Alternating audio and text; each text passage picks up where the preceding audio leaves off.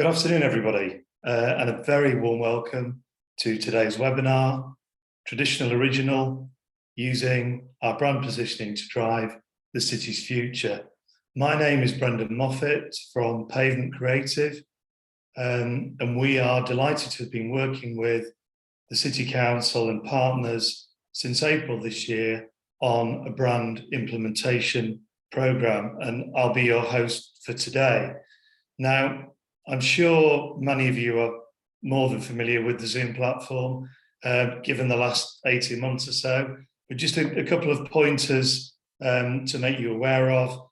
If you'd like to use the chat function, remember, if you're sending a message to fellow delegates and attendees, select everyone in the panel bar. Otherwise, your message will just go to the speakers. And please, if you are looking to ask questions, please use the Q&A function, because that's where we'll be looking to source questions and address them throughout the webinar. So we've got a really packed agenda for you today. We've got some great content and some brilliant speakers, and some really exciting updates to share with you. So to get things underway, I'd like to introduce our first speaker today, Annie Child, who is familiar to many of us as City Clerk. And I'm going to invite Annie just to make some opening remarks and to put today's event into a broader context. So if I can hand over to you, Annie, that'd be great. Thank you, Brendan, and good morning, everyone.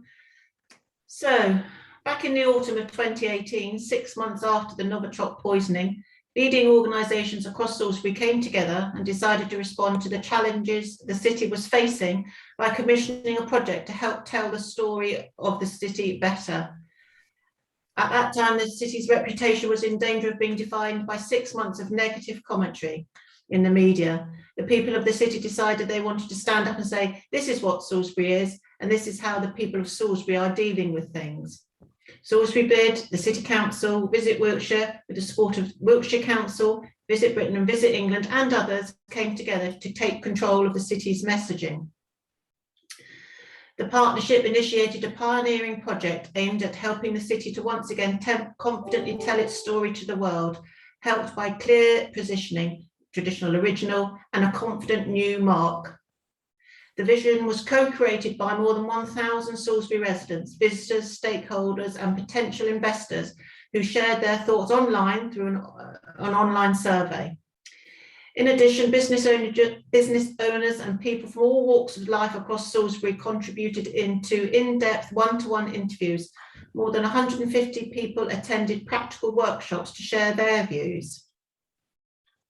The aim of the project was to create a clear, concise brand and narrative to use to support economic growth and investment, and to build Salisbury's reputation as a great place to live, work, study and visit.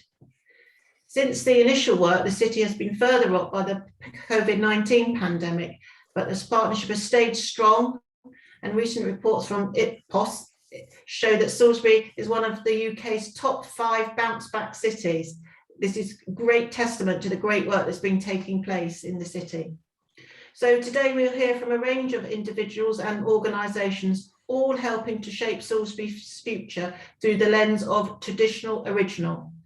We'll also unveil a brand new resource toolkit, which will help you and your organisation to become more involved.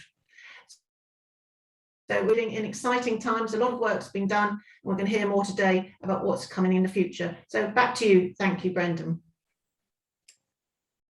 Fabulous, thanks, Annie, and that's a great scene setter. And I think it's fair to say that the work that has taken place over the last 2 years is really exemplary.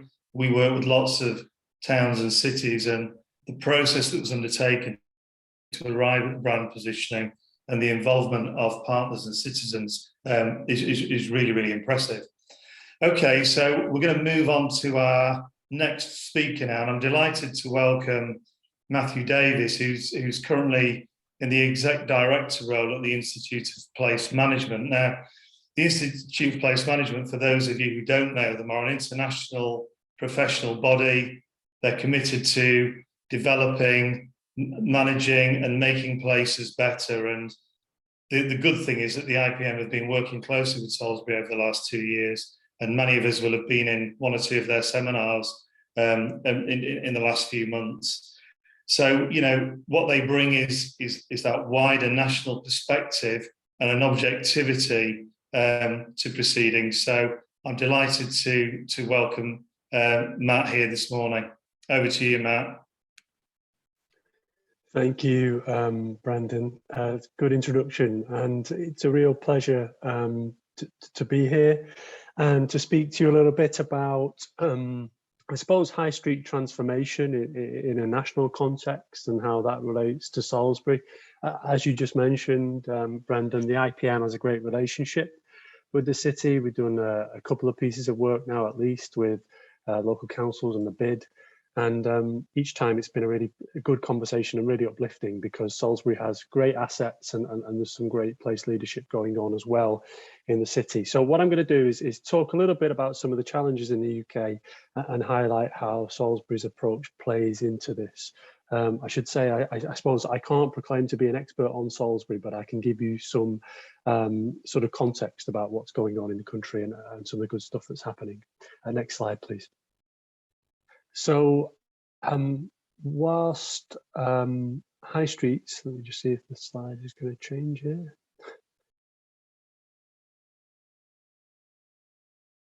I think, Felicity, if you're there, there's a little bit of delay on my end. I don't know whether you can switch to the next slide.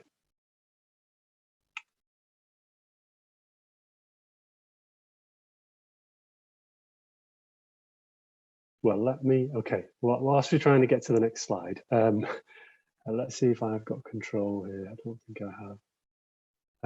Let me carry on, and hopefully we can fix the issue with the slide deck, because we can move on to the next one. So high streets are constantly changing, we know this, and we all have an image in our mind of what town and city centres could be and what they should be. Hopefully you've got that picture now in your mind. There is one in the slide, but if you can create it, here we go, great. And that is, I've not put a picture of Salisbury here, but they are sort of busy, vibrant streets at the heart of our towns and cities, creating centres with shops and services and good quality public realm and sunshine and trees, as you can see in this picture, and very busy. But next slide, please. In the national picture in the UK, what we've seen is that some centres and high streets can lose their purpose. So if they lack private and public investment, it can be that they don't end up serving their communities as well as perhaps the street in this picture. I don't know if we can go on to the next slide. So if we think about the predominant function of much of a UK high street, historically, perhaps over the past 50 years, that's been retail, and perhaps longer as well. And there are lots of challenges, not least, if you just skip on to the next slide, the rapid growth of the internet, particularly in non-food retail. And what you'll see when the next slide loads, here we go, great, if you just go back to that stat. This is good, we're working through these teething problems before the other speakers come on. Here we go, yeah, 69% of UK consumers buy at least half of their non-food items online. So put bluntly, what does that mean? Well, high streets can't really offer any longer just what you're able to get whilst you're sat on your sofa looking at your phone or scrolling on a tablet. If you just go on to the next slide. But one thing we say at the IPM and through the High Streets Task Force as well, this narrative of the high street being dead in this context is absolute nonsense. Our places have evolved over hundreds of years, and there were lots of pictures of Salisbury I could have used to demonstrate this fallacy that the high street and that centres are dying. I think on the next slide we've got a picture of the cathedral, and just something to think about. You know, you've obviously got over 800 years of history in your place, and you know, it will continue to evolve. We're not suddenly going to stop using centres because the internet's come along. Yeah, great. You all know what that looks like, of course. So if we go on to the next slide, I think a key question for us, just when we think about Salisbury and other centres in the UK, is, well, if town and city centres aren't just about retail, what are they about? And I appreciate this is a bit of a text-heavy slide, something for you to read here, but our research at the IPM has identified 4 types of town based on how and when people use them, footfall patterns, essentially. So we have holiday towns, as the name suggests, they capture visitors in the summer. We also have speciality towns, and these are places with something unique, heritage, culture, large visitor attractions, could even be large parks, for example. Something else which is drawing people in. We have multifunctional towns, so those with events, with transport, community hubs, might be health and other public services, flexible workspaces, sports facilities. You know, the kind of places where you would go to do lots of different things, and you may do some shopping as well. And lastly, we have, as everyone will recognise, a sort of traditionally retail-led offer in a comparison town or a comparison retail town. So you'll find international brands and people travel in to shop. So which of these town types are performing well? If we just go on to the next slide. COVID has thrown up some interesting trends, not just about public health and the way we use spaces, but potentially some longer term issues as well. Hopefully you can see the labels on this graph. There are 4 pie charts here representing each of those town types I mentioned and their footfall levels in the summer just gone. So orange shows where towns have reduced footfall, red is much reduced, green is recovered, and blue is where footfall's actually increased. And what we can see, if we take holiday towns in the top right, for example, they all recovered in the UK over that summer period, and actually nearly half of them were way over their 2019 levels of footfall. Speciality towns, bottom left, were well on the way to recovery. Nearly 70% of those towns made back their 2019 footfall levels. Multifunctional, a little less so, and those template retail comparison towns, well, all of them were still reduced in summer 2020. Now the picture's changed somewhat, but long term the trend is quite clear. More and more places are evolving to become speciality or multifunctional to invite those people in and get them to sort of dwell in centres and spend more time for more reasons. So we just skip on to the next slide. Why is this relevant for Salisbury? Well, I was struck by this wonderful graphic of just one project that you know is underway in your city, the River Park. You don't even need to read the text really to understand that this is a speciality and a multifunctional place that you're envisaging with just the River Park as an example. So there's green space, there's exercise, sustainable travel, connections to local heritage, there's ecological stewardship going on, and the list goes on. So it bodes incredibly well, obviously, for Salisbury, clearly, because you've won this investment and getting on with things. And you may have your own views as to what type of town or city, Salisbury is, and what kind of group of those 4 it falls into. You know, obviously speciality in some areas, but it may well be different in different areas of the city and the wider sort of district, if you like. So we go on to the next slide. Clearly, I spoke at the start, you've got a lot of assets in Salisbury and the brand is drawing on that. It'd be great to hear more about that today. What else do you need to create vital and viable places? Well, these are all places that have been shortlisted or won the Great British High Street Awards in the past. And the one thing we highlight to everyone is its place leadership and widespread community and business engagement that makes successful town centres. So getting those groups involved in placemaking and management, and it's the people that make places. So if we go on to the next slide, so we need to change and we need more collaboration, and we've identified this in previous reports. Back in 2018, we helped pull together this High Street 2030, and the government is really focusing on local leadership at the moment and how to facilitate that. And we've seen lots of evidence of that in Salisbury behind the different strategies that you have, including with the branding as well. Next slide, please. And sorry, just skip on one more, actually. I'm going to skip over this one because we've got a short amount of time. And why do you need that drive and collaboration and leadership? And it's essentially because there's some quite tough challenges in every place that you will recognise. And actually, when we held 2 workshops recently, lots of these came out. It's important that they're addressed. The IPM uses the indices of multiple deprivation, which is a national data set which goes down to quite a small local geographical area. And transformation that makes a difference is one that affects some or many of these areas that you can see on the screen. That's what we're aiming to try and do. It's clearly part of the government's levelling up agenda, but just any place leader locally needs to be thinking about these issues. And we know that, for example, housing access and income equality are national challenges.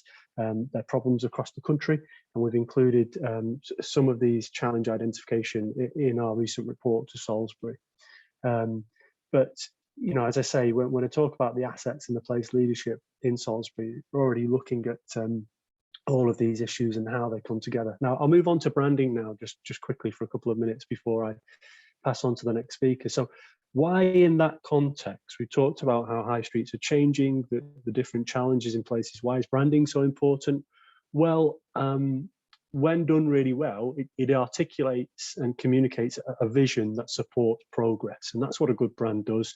So communicates the ethos of what probably has many complex and specific projects behind it. So as an investor, as a visitor, as a business owner, I may not understand all of the government funding bids and the forums that you have locally, but I can buy into that brand and that vision that it's portraying, and I can understand that. Just skip on to the next slide, please.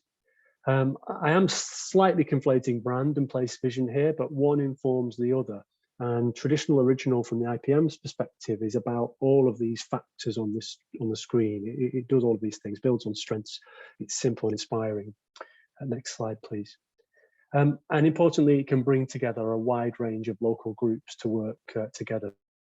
This is a model about the different types of groupings you may have in a town or a city.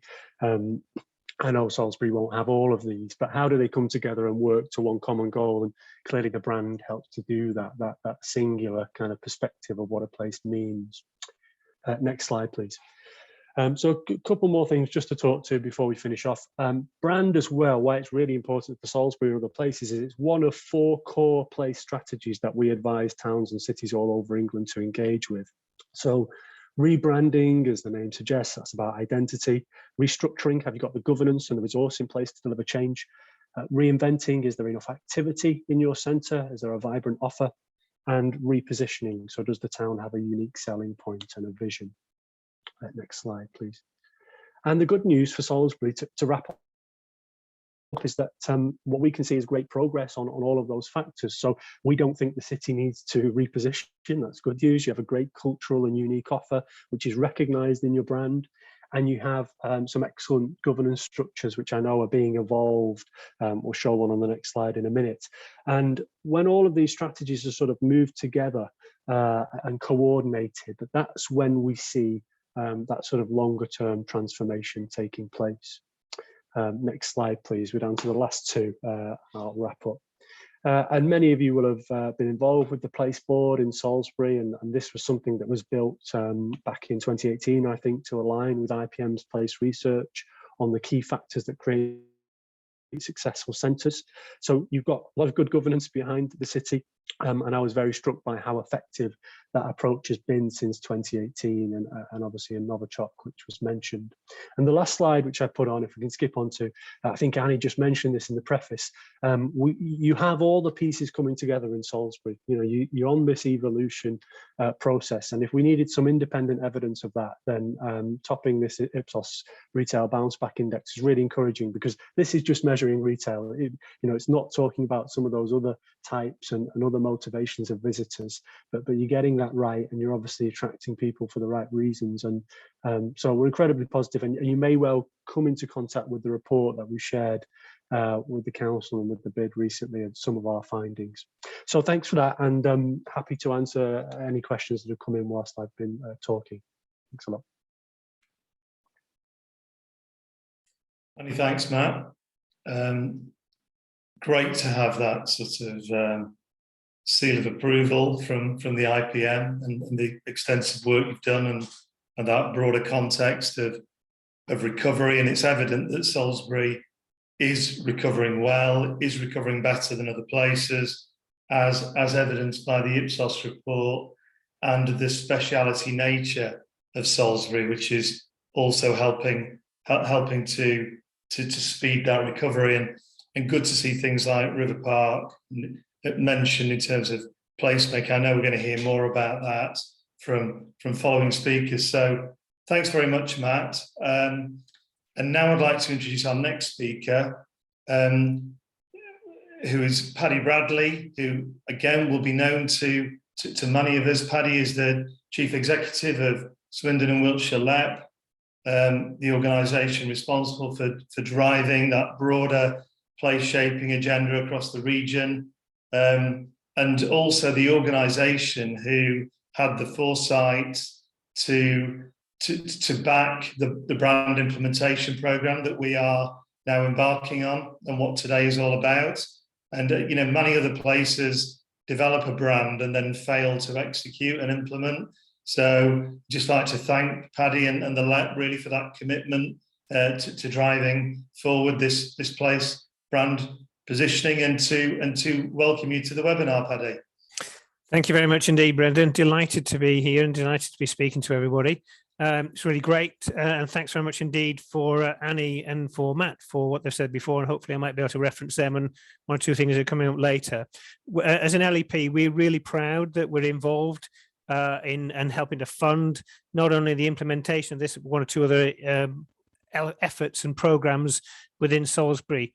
And the reason why, you know, as an LEP, our business purpose is the sustainable and inclusive growth, economic growth of Swindon and Wiltshire. And by sustainable, we mean stuff that's going to last for years, as well as things which are environmentally friendly as well. And inclusive means, you know, it's got to be something where there are benefits reaching down into all parts of society. And so we feel that that's why we want to be involved in it. We did come in Annie's description, we did come in probably the second half of that process, took part in some workshops, and then put some funding behind the implementation of the work. I would like just to point out as well, you know, that the Visit Wiltshire did a great job in actually helping to coordinate those early events and getting them going and getting the movement behind this process. So what I'm going to talk about is to us how important it is to commit and really commit to place positioning. And as long as that place positioning is looking into the future for development.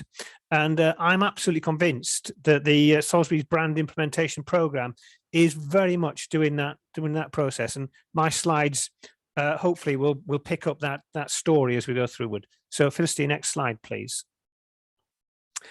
Okay, so you can see there a little bit small print maybe, but you can see that wonderful quote from Sir Clough Williams-Ellis, who designed and had built a rather wonderful Italianate village up in North Wales called Portmarion.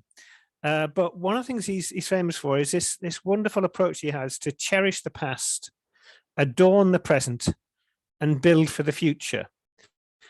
And that's where I absolutely see that quotation linking very much into the whole brand positioning of Salisbury. And the traditional original, I think, is an absolute cracking way of describing it. And it really does get it. And I remember the debates we had about how it was going on. It was wonderful because there was a whole series of views involved in it. But it's interesting in terms of Sir Clough Williams-Ellis and with Portmarion. The whole basis of that place, if ever you have been up to see it, it is fantastic. But it's been created. It hasn't got the history of Salisbury at all. It was created.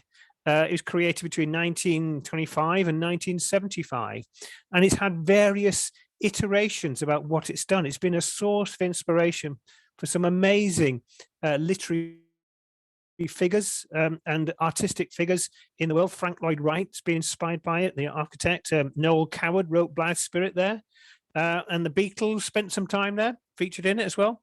And then those of you who are of my age might remember a TV series with Patrick McGowan called The Prisoner, which was based there in the 1960s. And then of a later year, the Festival No. 6, which was a brilliant music festival and literacy festival, which happened there in the early 2000s, mid 2000s. So it's been a source of various things. But what's been really important about that image of that place is how it's brought in investment. It's brought in millions of pounds of investment in the area, which has boosted and helped the tourist industry of that area. And it's now a thriving trust that runs it with a very healthy bank balance. And it's a place which has never, ever rested on its laurels, or actually its rhododendron, which is also very famous. It's never done that. And I feel the same way about Salisbury. The traditional original approach, the whole brand positioning is about cherishing its past, but it's very much about being present focused and building for the future. So next slide, please, Felicity.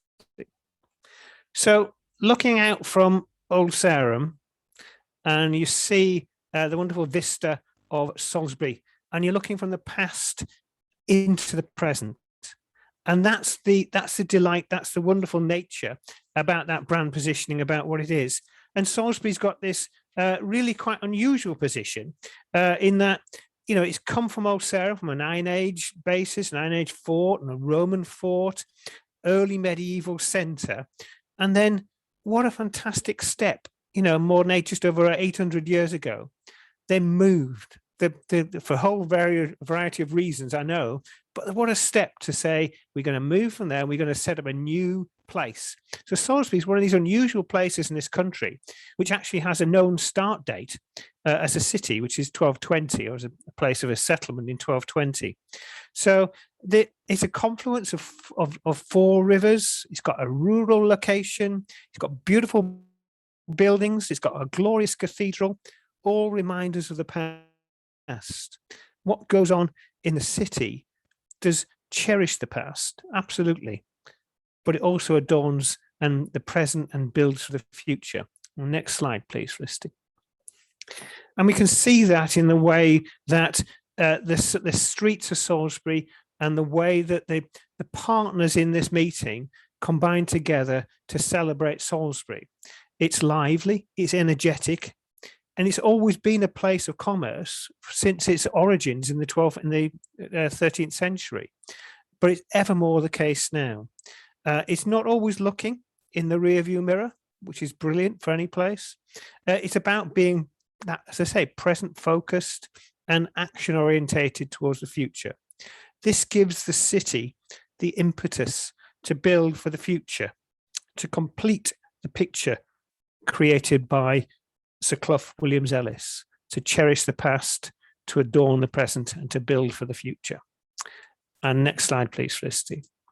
And that focusing on place that we've been talking about being focused into the future, brings results. We've got multi-million pound capital investment in a range of places around Salisbury area, which the LEP is involved with, and I've just listed a few there. So the about 13 odd million, which is going into the Wiltshire College and University Centre, and with a bit more funding, which is going to act as a match, potentially completing the development of that campus, which is a fantastic statement and a fantastic place for the young people and older people of Salisbury to go and learn and build on their learning to establish new careers or start out on careers. We've had mentioned the River Park, and that area in the centre of Salisbury, the potential for that to be this great, especially in the net zero world, where we've got a great confluence with the rivers, we've got public realm development, and that's going to be a major focus for that whole development around that city centre. We have a fantastic result of the High Street Fund, which is going to be happening in the area. And then just outside of Portmarion, and I always keep mentioning this, it's not as relevant maybe to some people in Salisbury all the time, but Portmarion Science Park is just a brilliant resource. And where would people who've got fantastically high skilled jobs in Portmarion like to live? You know, what a great place to live in a medieval thriving city of Salisbury, which is future orientated. It's in those top 10 bounce back places. I do pay great credit to Experience Salisbury, who picked up the work that started by Visit Wiltshire and developing it, and really putting energy and drive into the whole process. And that embracing that managed change, as Matt said, about the structure, about how it's being done, and Annie outlined how the process of how it's been working. It's managed change, and that's what makes a difference. It's not haphazard, and it's working for Salisbury. And next slide, please. Now, Henry Ford, sometimes when people think of you, if you do things that I do and you do some presentations, sometimes people look for quotes.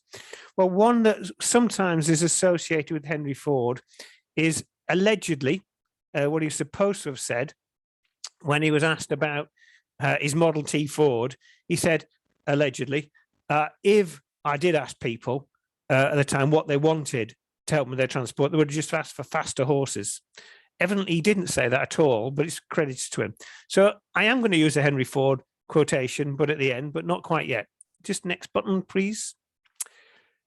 The Salisbury Traditional Original, the whole process has been challenging perceptions from the beginning.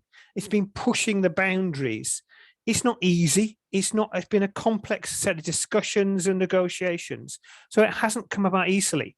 But they're some of the best things that happen when they don't come about easily, where you've got to test out your ideas, where you've got to persuade people, where you've got to help people to challenge themselves. Next button, please.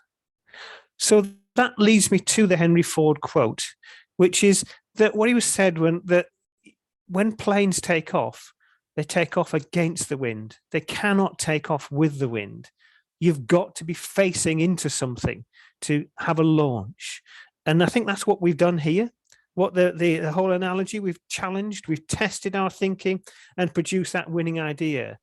And that's leading to a brilliant product. That's why the LEP is full square behind this. It's funded the implementation of it. It's full square behind what we wanted. It's about ambition, it's about learning, and it's about delivery. That's why the Swindon Wiltshire LEP is saying this is a great move for Salisbury, a city which can not rest on its laurels, which wants to move on, which wants to adapt and change and look to the future, which is great for our whole area. Thank you, Brendan. Wonderful. Thanks, Paddy. Very, very powerful presentation. I love those quotes. Don't mind if I steal one or two of them, do you? Absolutely not. That's all right. And just acknowledging what you said about the initial work that took place around the brand development and the complexity and some of the conversations around that, and to acknowledge the work that was done by Roger and the team at Heavenly, and also Visit David and Visit Wiltshire. Definitely agree with those sentiments. So thanks very much indeed for that, Paddy. And we're going to move forward now. This is a nice segue into our next speaker. I'm delighted that we're joined this morning by Victoria Maloney from Wiltshire Council, who has been a key player in a lot of the work that's gone on behind the scenes in terms of forming a strong place partnership and effective working groups. So Victoria's done some excellent work on that, and it's nice to see that being acknowledged by the IPM in Matt's earlier comments. So without further ado, Victoria, I'm going to invite you to pick it up from here. I know you're going to sort of go into a little bit more detail on some of those major projects that are going to shape the kind of very much the place shaping agenda for Salisbury in the coming years. Thanks, Brendan, and hello everyone. So yeah, as Brendan says, I'm going to touch on some of the projects you've already heard about and about how they are contributing to the overarching brand positioning. For many of you, this content will be quite familiar. This is a process we've been on since 2018, so it should be familiar. You should hopefully know about the concepts of most of the projects, but what we're really trying to get at today is about how these create a collective effort towards that brand positioning. So if I could move to the next slide, please. So in 2018, following the incidents, we began looking at plans to support Salisbury's economic recovery, recognising that Salisbury is a city centre with significant reliance on retail and the visitor economy. I think about 20% of jobs in the city centre rely on this sector. So it's really important for Salisbury, and it's really exposed to retail decline in a way that not all town centres are. So when we look at Salisbury's challenges, predominantly around a low dwell time for our visitors, around the loss of catchment spend to competitor towns, not just competitor towns, competitor heritage towns with significant similarities to our offer, we got a really clear sense that Salisbury needed to enhance its appeal, to really lean in to its assets and to really make the most of those traditional historic gems, as well as embracing the kind of new things that were happening around the city. So the central area framework is an umbrella strategy. It is a strategy for the central area of the city, as you would expect. And it is an endorsed planning document, which is a boring and technical way of saying it does have some input into plans that come forward across the city. It gives us a framework to link our projects together. So looking at traditional original and about the brand positioning that was developed by Visit Wiltshire and is now being implemented, we're looking at how those projects contribute a weight to that whole. If we all move collectively, then what we achieve is far greater than what any one agency can get to. So the central area framework benefited from early input from the traditional original brand, from early alignment with the work being done by Visit Wiltshire, and was really built around that traditional original concept. And I've snipped there from the document a series of paragraphs that really illustrate that split. You know, we've got the traditional, we know about safeguarding our heritage and about making the most of our heritage buildings. And we've also got the original. We were the first full fibre to premises city in the country. Hull can make an argument, but they've got a very different network to everyone else. And a real sense of creativity and culture coming forward, and new creativity and new culture that really delivers on that original aspect. If I could go to the next slide, please. So the central area framework has a number of projects, it's got a number of themes, it's got a number of initiatives, but for me, it really comes back to these objectives.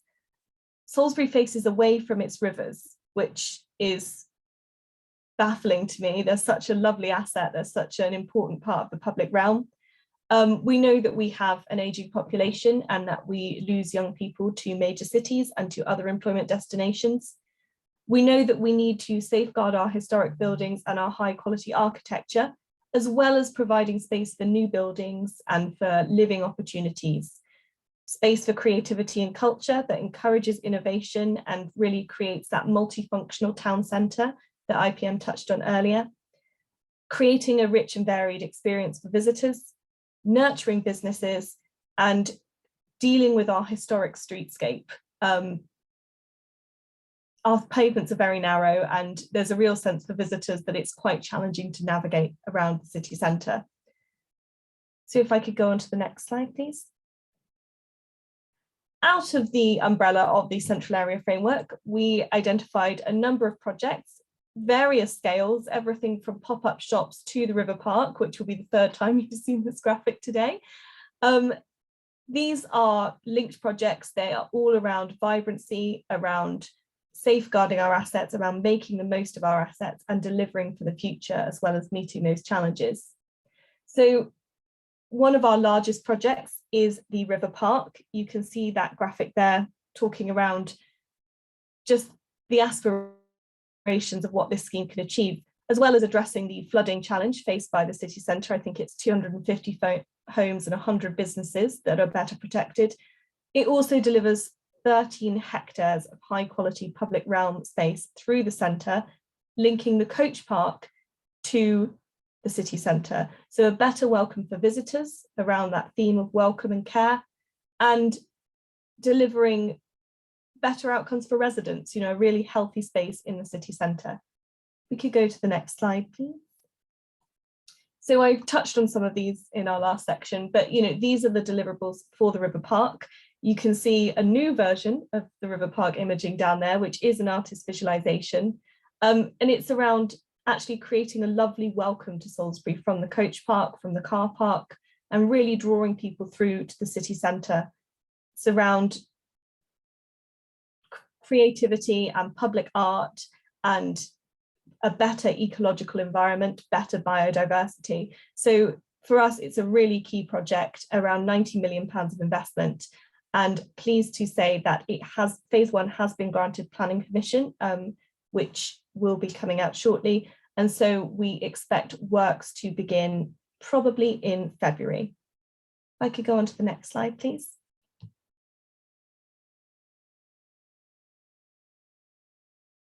Oh, sorry, it seems to have frozen on my end.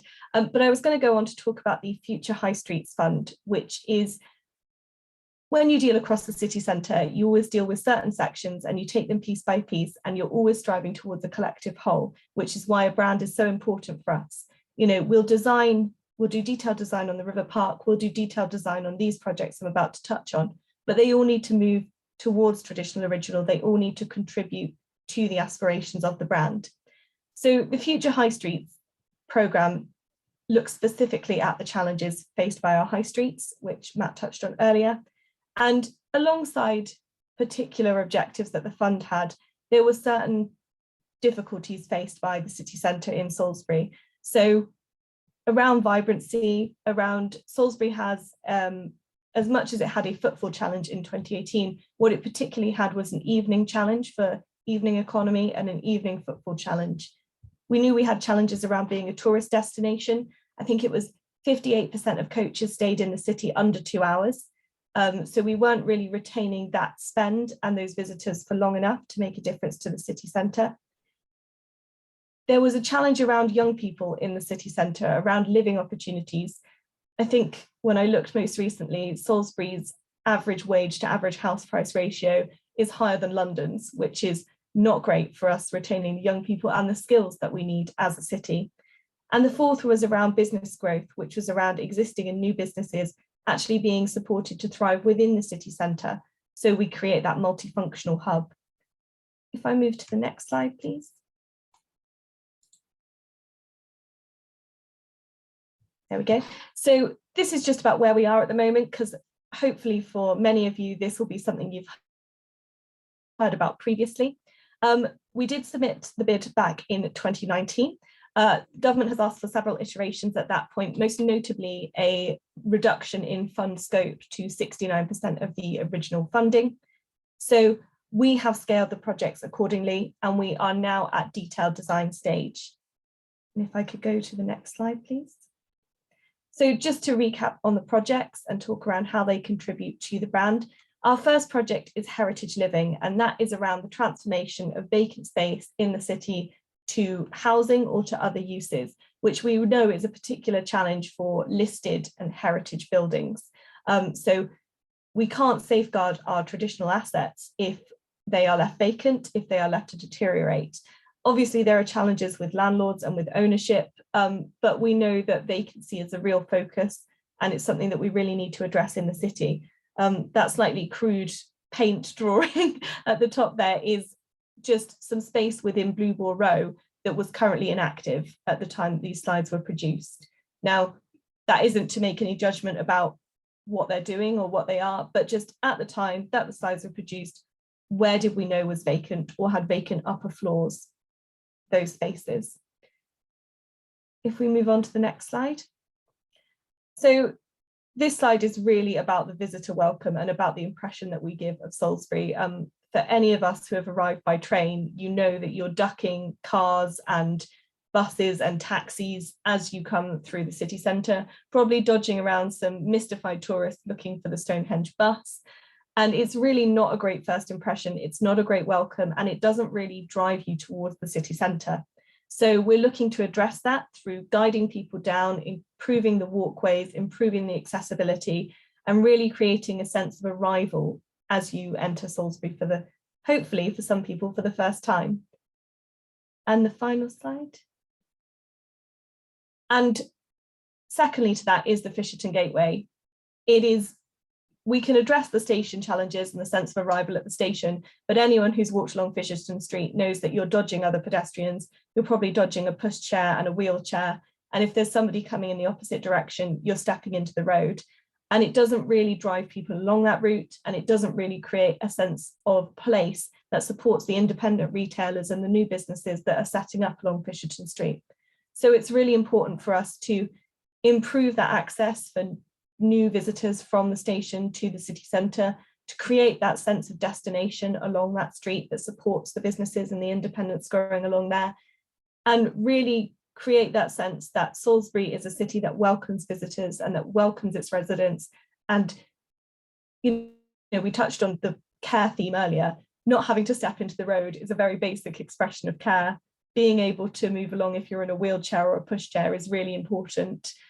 So this project is really focusing around that and around driving people from the station down into the city centre. I think that's it for my slides, but in summary, the development projects that we are considering and funding and seeking funding for in partnership with the LEP are about contributing towards that brand positioning. We won't always have all the funding to do everything that we want to do, but as projects come forward and as they sit under that umbrella strategy, we're always thinking about how they contribute to that wider aim and objective, and about how they contribute to the aims of the partnership that the city has formed. Wonderful. Thank you, Victoria. Some amazing stuff happening, £100 million worth of investment. Some good, linking back to what Paddy said earlier about future-proofing, looking forward. And, we talk a lot in the brand position. It's great to see the brand positioning being embedded into strategic documents like the Central Area Framework, which doesn't necessarily happen in other places. So I think that's really encouraging to see that. And also, we have this vision for Salisbury as a modern medieval city. And I think you can see how that vision is emerging through these major infrastructure projects. So thank you very much indeed, Victoria, as ever. And I'm going to move us forward now to our next speaker. And I'm delighted to be able to welcome Anke Munnestel, who's from Visit England. She's head of England Partner Engagement.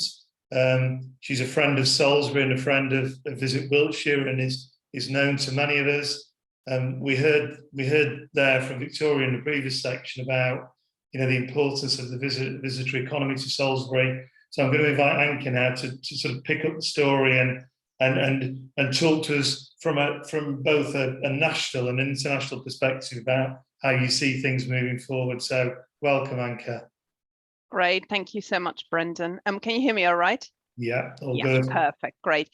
So yes, Brendan asked me to do two things, sort of put the traditional original brand positioning into the national context. So how we were involved with that, and how we've helped with that, how we work with sort of wider partners, including Visit Wiltshire, and then have a bit of a look at recovery, where recovery is going to come from, how you can get involved with that. And I'll be presenting some of our insights and also our marketing plans in order to do that.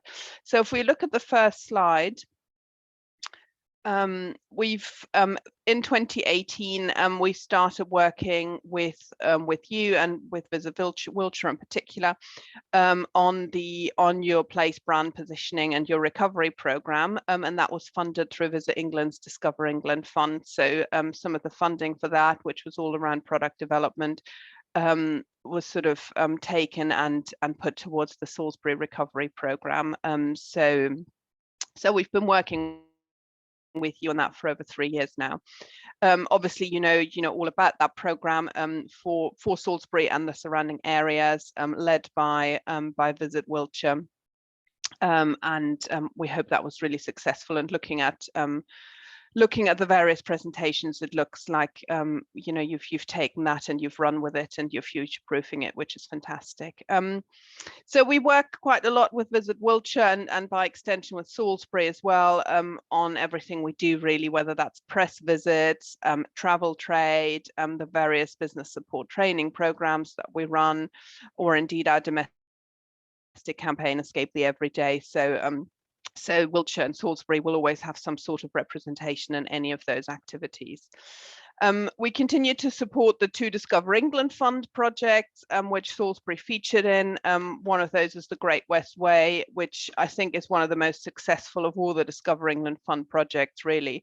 And a lot of programs that were created as part of that feature Salisbury, which is fantastic. And then there's also the England Originals Deaf project, which again features Salisbury. So we continue to support those, and those continue to work with press and trade, and aim to create lots of new trade programs and getting visitors to Salisbury. And then we also continue working with Visit Wiltshire on the various training programs. I know there was a Great West Way brand training program recently, which businesses can use to look at their branding. And then there's also Taking England to the World, which is our international program, helping businesses to see how they can attract more international visitors. And actually now post-pandemic, or as we're coming out of the pandemic, also domestic visitors. There's a domestic element to that one as well. And as well, we work with Visit Wiltshire on business events and meetings. So we sent a lead Wiltshire's Way recently for a big meeting, which I know they've proposed Salisbury for. So through the work we do with Visit Wiltshire, you do benefit from quite a lot of that. And I don't know how many of you are familiar with the recent DMO review. So DCMS looked at DMOs across England and looked at how these should be can perform more efficiently going forward with possibly some funding from government. So we're just waiting to hear on that. And as part of that, I think it becomes even more important to work together in partnership in the region with Visit Wiltshire, and also slightly more widely across the southeast and southwest, because it'll really look at DMOs working together more closely, forming partnerships to really support destination marketing, but then also sort of national policies. So that's one to watch out for. We're hoping to hear about funding for that in January as part of the comprehensive spending review. So that's next on the list. And then if we move on to the next slide, I'll just talk you through our insights that we've gathered and that we use to support the recovery. So the first one, if we move on. The first one is our domestic consumer sentiment tracker, which we've run since May 2020, initially on a fortnightly basis, and now on a monthly basis. Now it's important to note that obviously this was the last wave was in field pre-Omicron, so we will need to see what this does with the new variant, how these figures start changing. But the good news is that the national mood is improving, and we're now sitting at 6.8 out of 10. So that shows that people really do want to get out and about and get back to a normal life. 27% of respondents were very confident they will be able to take a domestic trip by the end of this month. That was November, so this very month. And a further 36% were fairly confident. So a lot of people wanting to take trips and getting out and about, even in sort of shoulder and off season, which is good news. And as far as next year is concerned, 30% of UK adults expect to take even more domestic trips than they would have done pre-pandemic, and 20% expect to take more overseas trips next year. So a real appetite here for getting back to normal and even making up for time lost during the pandemic. And then 55% overall intend to take a domestic trip in the next 12 months, and 41% an overseas trip. So actually good numbers for domestic here. Lots of people still wanting to staycation and stay in the UK, which is really good news. And you can see the link. I'm sure Brendan will circulate the slide. You can see the link there if you want to delve into that in further detail. So if we move on now. This is just a little bit more detail from that survey, which I thought would be useful, just to show what people feel comfortable with doing and what they don't feel doing. Actually, for you, restaurants might be quite relevant there as well.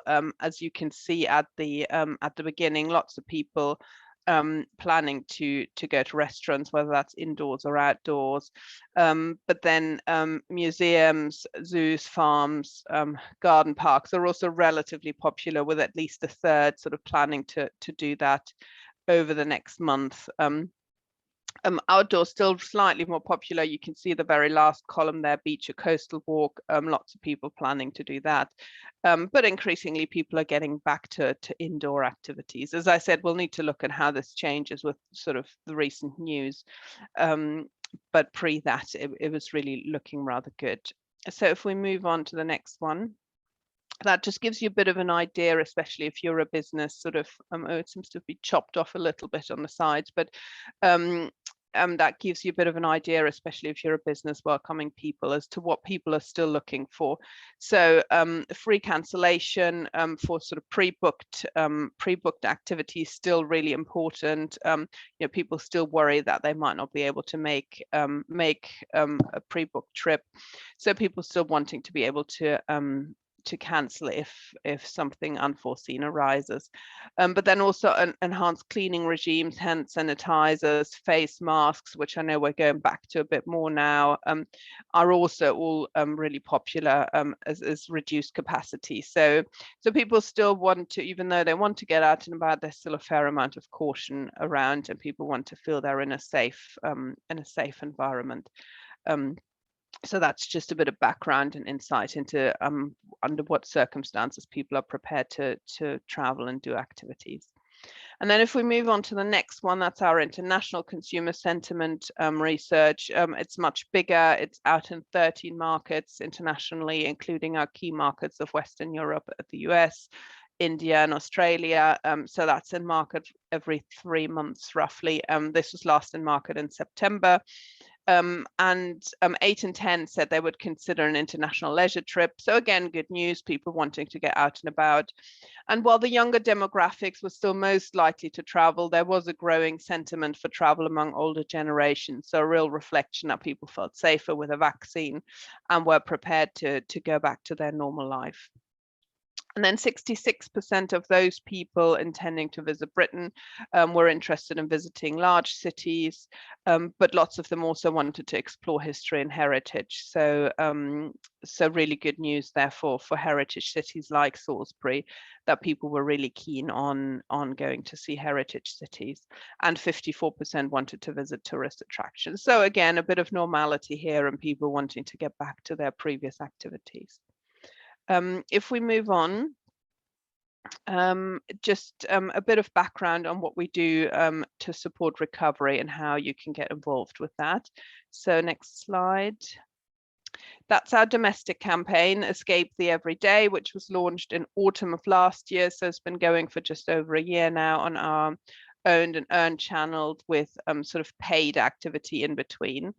And we're planning to run some paid domestic activity in January to March of next year, designed to support all destination types, although cities, because we know cities have suffered heavily during the pandemic, cities will feature heavily in that campaign as well.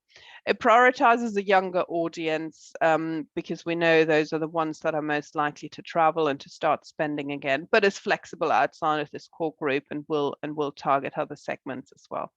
And there is a, on the website, there is a toolkit that people can use to get involved in the campaign. Again, as I said earlier, Visit Wiltshire is very active in the campaign and has been using our toolkit to promote Wiltshire and Salisbury as well. So, but then individual businesses can also get involved using the hashtags, using the creative, and aligning yourself to the campaign. And then if we move on, that's our international campaign. Again, we're planning to be in field with this from January. It's funded by the GREAT campaign, which is part of Cabinet Office marketing activity, and we'll target our highest value markets, so the US and Europe in particular. Again, city focused, so supporting cities that have been most impacted by the loss of inbound visitors. And there will also be a free toolkit with that as we develop. We're just in the process of finalizing the creative for that, and the toolkit should be available in January, and you can start using that from early February, I believe. So so keep an eye out for that. And actually, I just see I haven't got the links on there. I'll send Brendan the links and maybe they can be added before this is sent out, so that you can see where the toolkits are and you can become involved with that as well. If we move on. As I said, toolkits, there's plenty. Oh, actually, there's the link down there, so that's good. There's plenty of information there as well around how we tell our stories, what type of content we produce, what audience we produce it for, which makes it easier for you to align to the campaign and see how you can position your product to really fit in with the campaign. And also you can send us your product news and experiences on those 2 email addresses below. So please do get involved with that. And then moving on, just a bit of background on sort of our business support activity. That's our business advice hub, which is a section of our corporate website, which is all around resources, practical tips, and local support.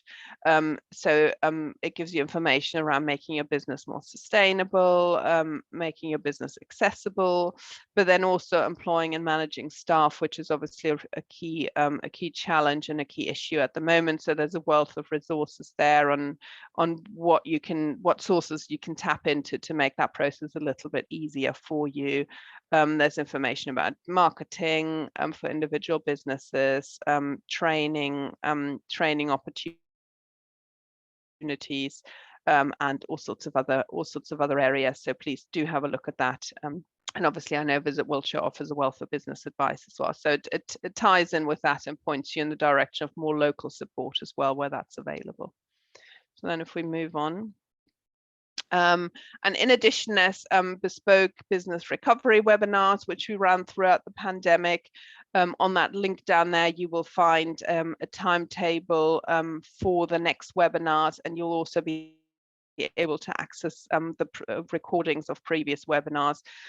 So we work with a variety of external speakers, bringing you research insights, training on destination marketing, information about coach travel and tapping into that, getting your business visible on Google, working with Google Digital Garage, so a variety of topics. And you might find it interesting to just have a look through and see what webinars we've run and which ones you might want to look back at and which ones you might want to attend in the future. And next one. Oh, that was it. Yes. I don't know, though, there might be an opportunity to take questions later. So I'll hand back over to Brendan and let you manage that process. Wonderful. Thanks, Anka. And thanks for the ongoing support of Visit England. It's really encouraging to hear about that positive consumer sentiment, notwithstanding 1 or 2 of the more recent challenges, but hopefully we'll be able to power through that.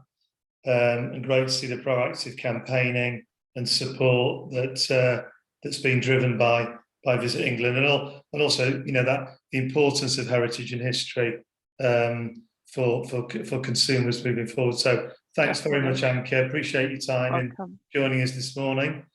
And we're going to move forward now swiftly to our next section. Conscious we're into the last half an hour now of today's programme.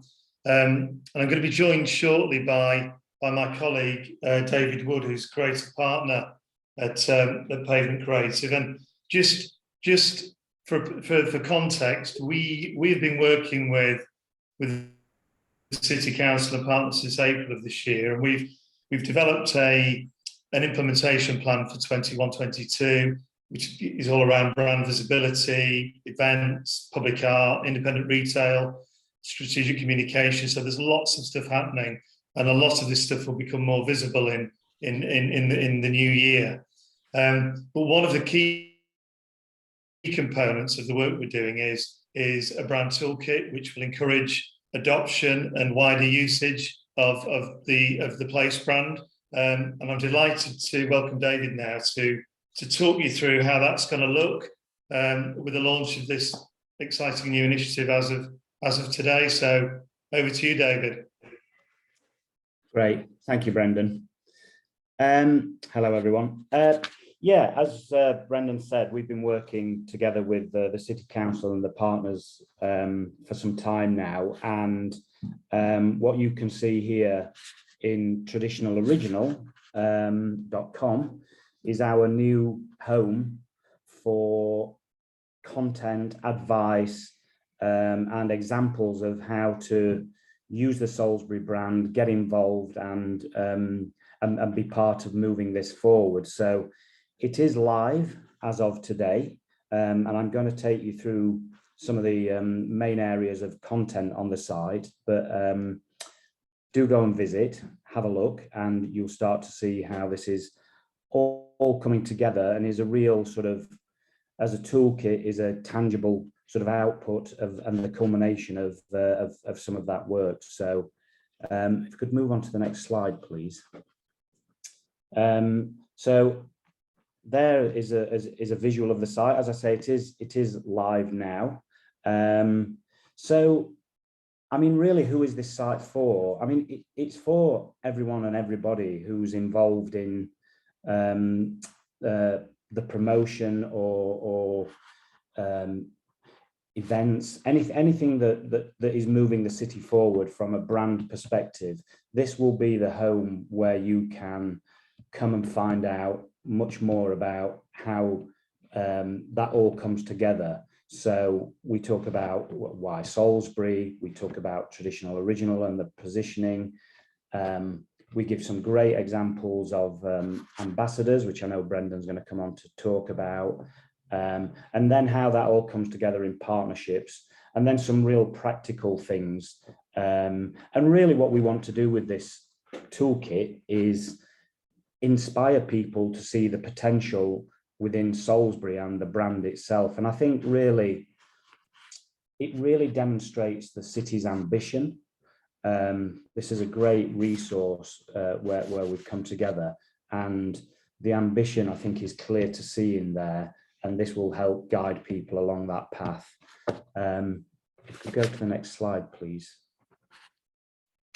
So yeah, it's a dedicated website for the brand. As I say, it's got quite a bit of content on there, but some of it really is how it's explaining the brand positioning of traditional original, so people get to understand that.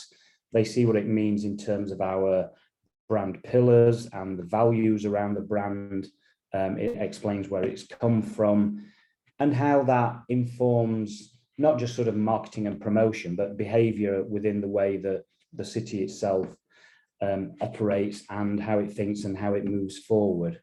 There are lots of practical things on here, such as imagery, downloadable imagery, logos to use, and guidelines around how to use all those elements, and that demonstrates how that then ultimately is applied to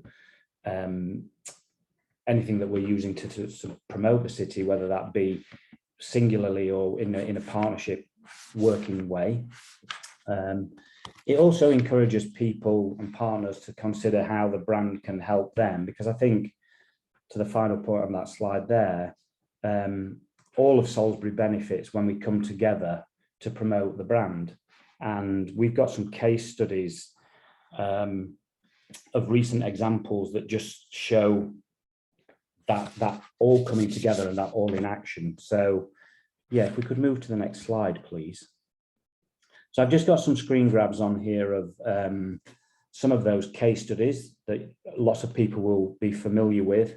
There are currently 3 case studies on there, and we intend, as more things happen in the city and as we come together and we promote the brand through events or festivals or whatever that may be, we will add more and more, good examples of why the brand works in these contexts. So yeah, the ones that we're covering at the moment, as I say, that people will be quite familiar with are Taste Salisbury. There's the Salisbury Brand Trail and Salisbury Street Sellers, which all these things have happened over the summer and within the last year. So if you were to go into the case study section of the website to see these great examples that have already happened, I've just got the one here for Street Sellers, which gives a bit of an overview of what the event was all about. There's a sort of check really of how it fits with the Salisbury brand. So why did this feel like it was part of where we're going and where we're moving forward with the brand? How did it fit with our ambition, the independence, creativity and care? And then we have a roundup both sort of visual and some facts around what we actually achieved by doing that event. So each one of these has an example of how that all came together and why it works well for the brand. What we then, if we could have the next slide, please. What we've also got on here, so we understand then that people may have an idea or a project that they want to help or want support with. One of the things that we've developed on this website is a little bit of a widget, which is in the brand filter section. So if you've got a project or an idea that you want to bring to life and you think it will help promote Salisbury, you can check that idea against our brand filter. And I've got some pages which will just show you how that works. That then will tell you whether your idea is on brand, and we have a sort of scale of that, you know, we want to listen, we want to talk to everybody about ideas and projects that people may have. We just want to encourage people to sort of look at their brand and check it, look at their idea and check it against the brand filter, so that you may want to reevaluate it before you begin to talk to us about that idea, or it just gives you a starting point to think about that idea or project. And we will always encourage people, even if it feels that we're not quite on brand, or that project or idea is not quite on brand, get in touch with us for sort of further support, and we can help direct you to the right people or give feedback on your thoughts and ideas, and hopefully help to move that forward. So if we could just go to the next slide, Felicity. Yeah, so this is what you'll see if you go on the brand filter. So we ask a series of questions. Some of them are around, does your idea match our values? Are you, is it a kind of natural, are you a natural ambassador for the city, and will you use your project to help promote the city? And, you know, if you care around how much the city is promoted, these are all just the sort of checkpoints that we ask people to look at. You will then, once you use this widget, if you click those circles and you answer and you feel aligned to a number of those questions, you'll hit a button at the end there, which will allow you to calculate where on that path of being on brand you currently are. As I said, we're not sort of, we don't have a cutoff on this. We want people to get in touch with ideas and projects at any stage they're at. This really just sort of gives you a sense of what we're trying to look for in projects or ideas that we know definitely will help move the city and the brand forward. If I could go on to the next slide. Yeah, so one of the other sort of main areas of the site is a new resource centre. One of the things that we've done over the summer is we've done quite a substantial new photo shoot in and around the city, and all of those images are all copyright free and free to use for people to download in their own marketing and materials. So within the resources centre, there is a whole section on lots of new imagery that we can use. We've written copy that people can use, like boilerplate copy, or just very usable sort of chunks of copy that say the right things and help us sort of speaking one voice about the city. And obviously then there are lots of the Salisbury logo to be able to download, and then there are guidelines around how to use all of these assets when you pull them together if you're working with them within the Salisbury brand. So as I say, this is for anybody. This is not necessarily just for people who are working with other creative agencies or design agencies. This may be anybody wanting to use you know, some copy to put on their website or anything like that. If you could move to the next slide. Yeah. So this is just an example of the resource centre here. So when you land on there, everything will load in, but there is a series of buttons that allow you to filter that. So if it's just photography you want to look at, or logos that you want to download, or guidelines, PDFs that you want to look at, they're all within there. And then particularly if you click into photography, there is then a subsection of categories where we've taken all of the photography that the new photography we shot and collated and pulled together, and they all sit in relevant kind of categories that are clearly labelled if you're looking for a particular kind of image.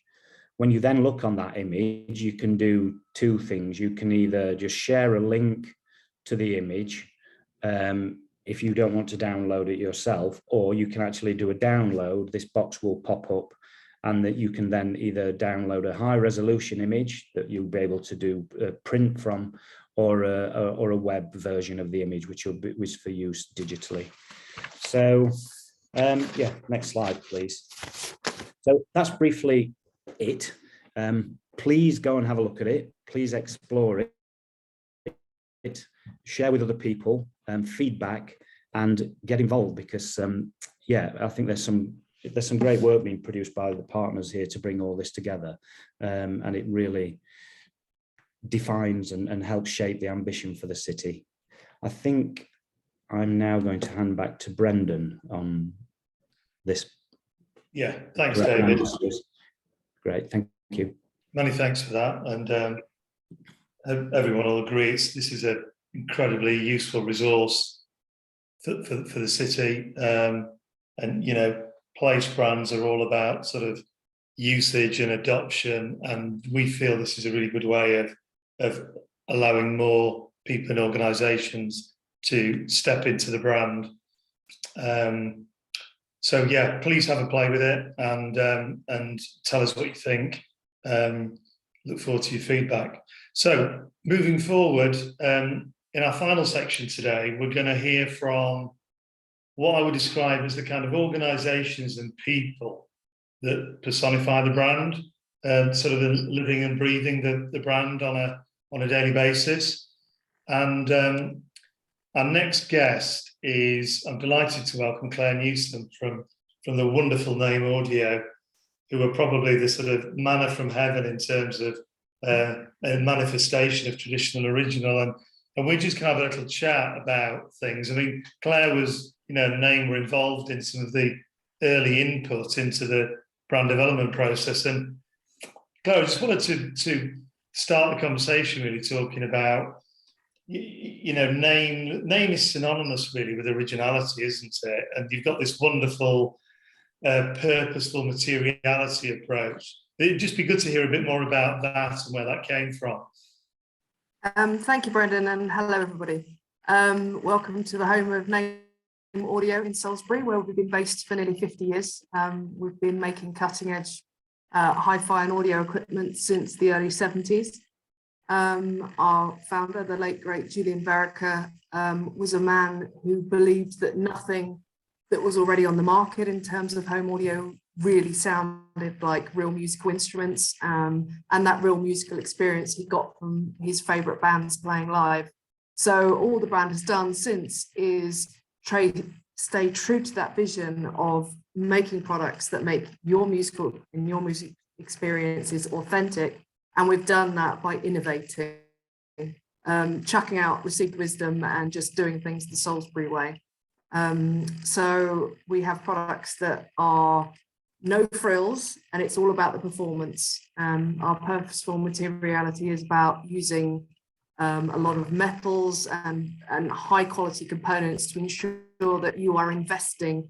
It's an investment piece for your audio that will last for years and years. You know, we still regularly service and repair products that were made by Julian himself all those years ago, long before anyone knew what the word sustainability was. Our name built to last ethos was there, and we still, even in the modern world of streaming and music services and Spotify and Tidal and everything like that, we have evolved as technology has evolved, but we have evolved by staying ahead of the curve and doing things a bit differently.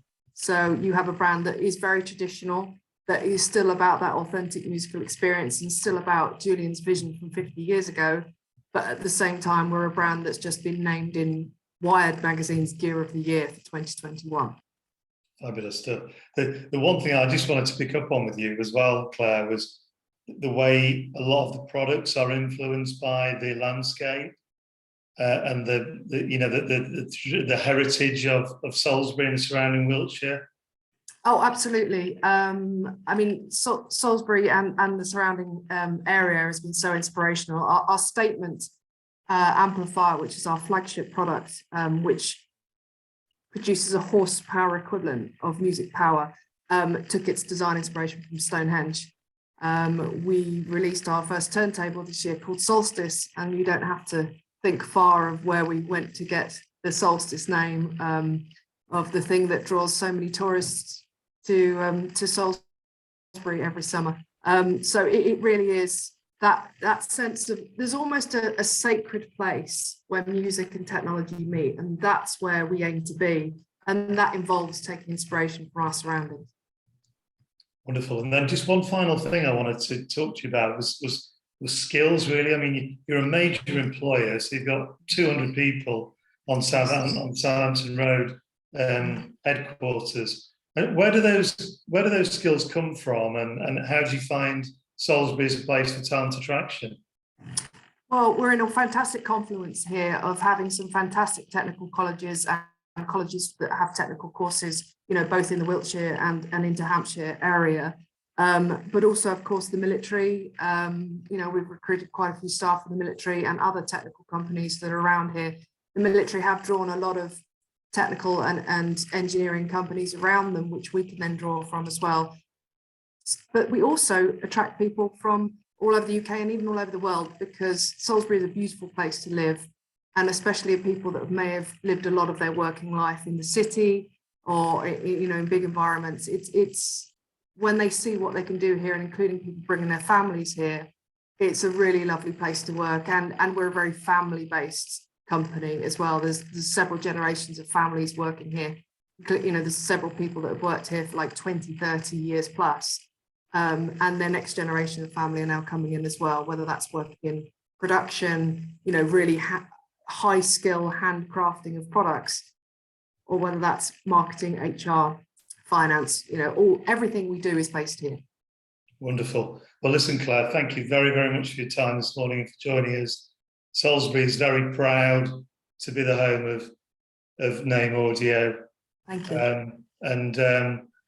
We're going to be publishing a really nice piece about Name on the website shortly as well. So we'll be sharing that with all the delegates this morning. So thanks again, Claire, for joining us. And now I'm going to move to the final session, where I'm going to invite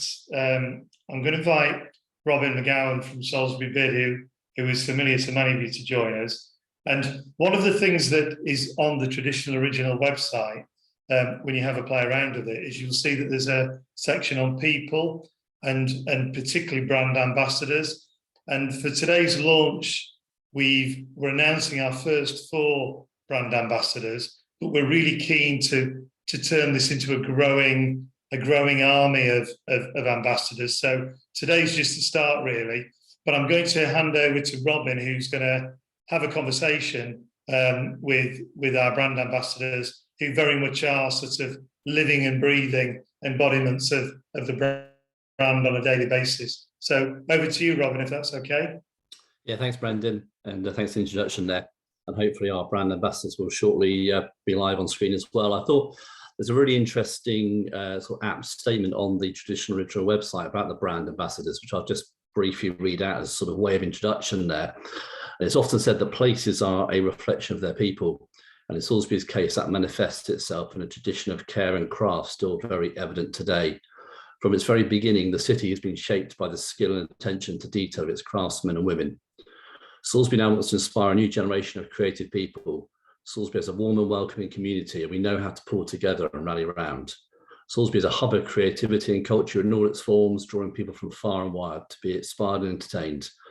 There's a lot of very talented people out there. As you say, there's a few on the screen now. So yeah, I'd like to just have a chat with a few of the brand ambassadors. So perhaps if they could put their videos on and mics on, and come and join me, and we'll just have spend the next 10 minutes or so just understanding a bit more about their businesses and how the brand is used throughout their business there. So I'll start with you, Susie. I know many people will know you, but obviously the owner of Casafina in the High Street, you're a bid director and also chair of the City Vibrancy Partnership. So a number of hats that you wear. Perhaps just tell us a little bit more about some of those roles and your sort of passion within the city and what that looks like within sort of regard to the brand in particular. Yes, thanks, Robin. Well, I've been trading in Salisbury since 1983, and so I'm passionate about independent business. Obviously, retail is my thing, but in Salisbury, we've got over 200 independent businesses ranging from services to hospitality and retail. And these businesses are just crucial to the community. People who live and work in Salisbury have a real connection with the businesses. And so they get involved in the community, they create vibrancy and also support charities locally. So I think we're very involved. The other thing about us as independents is that we can change, really, turn on a sixpence if we have to. And obviously after the incidents in 2018 and then COVID, we've all had to do that. We've all had to find ways of carrying on. And that's very much, in the theme of traditional original. Yeah, I think it's fair to say, Susie, with recovery, that sort of wider word that we've sort of heard in recent years, we've obviously experienced that previously as well in 2018. And I guess a classic is around perhaps the importance of sort of independent retail with regard to identity. That's sort of very much what defines an independent business, its identity. Is that fair to say? Absolutely. We're not carbon copies. The whole thing about being an independent is that you have your own sort of essence of your brand, which is very important to you. It doesn't mean to say that won't change over years. I mean, certainly my business in particular has changed almost beyond recognition in 40 years. But I think people do connect with that, especially in the age of social media, where that personality and brand can come through, and we do attract a lot of visitors to the city because they want to get to know us. And certainly we had visitors after the 3 lockdowns who had got to know businesses online through social media, and they wanted to come to the city and see those businesses for themselves. Thank you, Susie. That's really, really good to hear. I'm going to come to Tim next, Tim Scrace. So Tim is, again, aware of many hats, I would say, Tim. So an architect in the city centre, an artist, as well as a director of the Salisbury Chamber of Commerce. So welcome, Tim. And we've worked closely over the last couple of years on a few projects, but one in particular that I think the audience will be really interested to hear was around the High Street art installation called This Too Will Pass. So yeah, perhaps tell us a little bit more about that and within your sort of roles, how did that come about, Tim? I think more luck than judgment, I think. But no, we started off as architectural practice a couple of years ago, and Salisbury's been quite central to that as a whole. So most of our work is local, but we were trying to bring something different to architecture, so bringing art back into architecture, and that's strangely how the practice has evolved a little bit. And so when the opportunity arose for a competition entry, combining my knowledge of Salisbury and the High Street and placing a sculpture on it, I couldn't resist.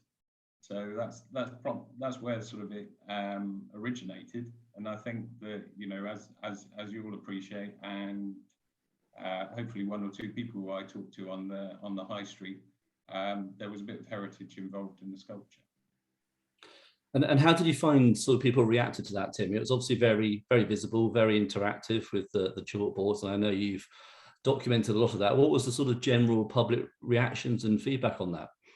Well, I was quite surprised because I was expecting a torrent of abuse, but I think that was managed, and I think everyone else, there was a degree of self-management as well with the sculpture, which was lovely. That's something that I thought as a piece of art it sort of offered, was this kind of interactive element, and it was largely positive. And since then, the spin-offs of that are wider. So we're enjoying sort of a little bit of notoriety, but also working with people in the community and working on artistic projects and collaborations. And it didn't finally end up in your back garden, did it, Tim? It's stored safe and well now in the Enterprise Network, where your offices are based. Is that right? Yeah, I thought it'd be fun to bring it home to roost for a little while. I've just got to give Dave a knock there and encourage him to pop round. I think we need to have a coffee, Dave, at some point. We're next door to each other, I think. Tinga around the corner. I've got to book my Christmas lunch, but it was about sort of bringing people back into this centre of enterprise, and we're looking forward to maybe a little bit more of an open approach in the new year, so that we can bring life to the place, really. And do you think we need more of that, Tim? More sort of public art? Yeah, I think the bigger pieces. I think we've invested a lot as a practice in it, and I think artists as a whole and art. The investment that goes into arts and crafts is sort of largely undervalued economically, even though I think Salisbury has been proven to have a massive effect on the economy. So looking at grassroots and investment in grassroots is important. And in terms of public art, the benefits of public art are, again, those spin-offs, those things that you might not necessarily know about or be able to document, so the graduate approaching me for a job, or those kind of things that you can't monetize, you can't put value on or quantify. Great, thanks, Tim, and yes, we look forward to what the next couple of years may produce in Salisbury. So yeah, we look forward to that. We'll come across to your neighbour Dave then, and I know many of you will know Dave, and thanks, Dave, for taking the time out from probably maybe not behind the bar at Frost at the moment, but one of your many other businesses, with obviously Tinga, Deacons and Caboose there. So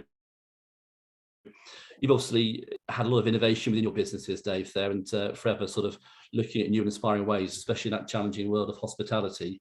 What sort of things inspire you? How does where does your innovation come from for you and your wife, Amy? I think that the more we live digitally and on our phones and shop online, Susie kind of alluded to, hospitality is becoming more important for people to have safe, fun, immersive experiences out of their home, to connect, places to celebrate, relax, unwind, and essentially connect actually face to face. So I think our inspiration and motivation is to create, just experiences. It's not about a transactional buying food or buying drink. It's that connection, and that's essentially what hospitality is. We've not just digitally, I guess we've come off the back of COVID as well, and it's more important than ever, I think, for these hospitality spaces. I think it was Brendan may have said to me that you've got a classical sort of use of the traditional original with traditional sort of Deacons, and then the original with Caboose and the changes you make there. So in terms of sort of independent hospitality, I guess brand is quite important, and as Susie sort of alluded to as well within retail, it's really key, isn't it, to establish that brand. And how does that work for you? Because obviously with Frost back out of the marketplace, that was a recognised brand that sort of reappeared. And how does that work? How do you sort of develop those brands, Dave? Yeah, I mean, Deacons as an example, we inherited that as a brand, and like you said, it's traditional, and we've kind of just changed the way we run the business. But that brand has been there, longer than I've been able to legally drink, and we don't want to change that. Those kind of small, like the retail businesses, like you guys all sat on the call, they're so important to Salisbury, and I know that everything isn't for everybody, and that's what makes Salisbury really diverse. And our little pub on Fisherstone Street, and by the way, it's great to hear those plans for the train station and Fisherstone Gateway. It's really, really exciting, but we would never change a brand like that. It's there, and even Caboose was called the Engineer's Arms. It does what it says on the tin. When the train station was built, we had a lot of people stay there, so we've named it Caboose, which, if you didn't know, was traditionally it's a part of a train carriage where people working on the train would sleep overnight. So we are really passionate about heritage and history. I was born here, schooled here. Amy and I love Salisbury to bits, as you guys know, but brands are really important. somebody has a bad experience, it then relates to the brand, doesn't it? And a good experience vice versa. So it's creating something. But again, it just keeps coming back to that experience and creating experience, and the brand just helps with that. Great, thanks, Dave. We look forward to the next innovation or launch that you may have up your sleeve in the coming months and years. So, and thanks for taking the time to join us today. Yeah, thanks for that. No problem. Last but not least, Deborah, we come across yourself down Fisherstone Street in Fisherstone Mill there. So I'm sure many people know you and where you are. But for those that don't, Deborah and her husband Michael own and run Fisherstone Mill and Fisherstone Street, which I think it's probably quite hard to describe in one sentence, Deborah, what you and your business offers down there. Perhaps you want to tell us a little bit more about it? Yep. So I guess we're an independent arts complex with artist studios, a fabulous cafe and gallery shop, exhibition space. That's it really. So quite diverse, but all interlinked. And probably again traditional probably runs through, because I think there's probably quite a history there at Fisherstone Mill. Yeah, so the building is Victorian and was a mill until the 60s, and there's still a lot of the sort of aesthetic of the mill left to view and see. So lovers of history really like it from that point of view. And obviously traditional crafts and the things that we sell are using it, a lot of them use traditional techniques to make them, but they're married with modern design a lot of the time.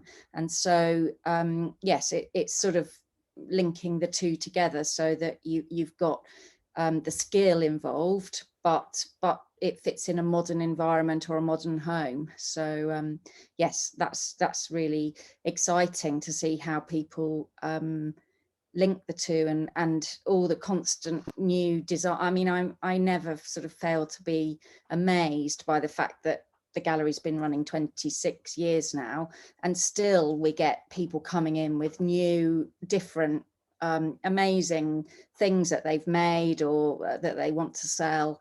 And you just think, where does the creativity end, really? It's just amazing. Yes, how things evolve, and we're never short of new work and things to sell. Yeah. So really innovations through and through there, isn't it? Coming through with your sort of tenants and makers through there.